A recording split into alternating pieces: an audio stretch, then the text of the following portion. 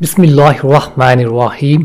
حضرت ابو داؤد رضی اللہ عنہ سے روایت ہے کہ نبی کریم صلی اللہ تعالیٰ علیہ وسلم نے ارشاد فرمایا، تین شخص ایسے ہیں جن سے اللہ محبت فرماتے ہیں اور انہیں دیکھ کر بے حد خوش ہوتے ہیں۔ ان میں سے ایک وہ شخص ہے جو جہاد میں اللہ تعالیٰ کی خوشنودی کے لیے اکیلا لڑتا رہے جبکہ اس کے سب ساتھی میدان چھوڑ جائیں، پھر یا تو وہ شہید ہو جائے یا اللہ تعالیٰ اس کی مدد فرمائے اور اسے غلبہ عطا فرمائے۔ اللہ تعالیٰ فرشتوں سے فرماتے ہیں، میرے اس بندے کو دیکھو، میری خوشنودی کی خاطر کس طرح میدان میں جمع رہا۔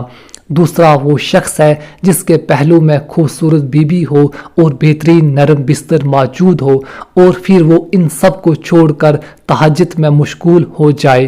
اللہ تعالیٰ فرماتے ہیں، دیکھو اپنی چاہتوں کو چھوڑ رہا ہے اور مجھے یاد کر رہا ہے، اگر چاہتا تو سوتا رہتا۔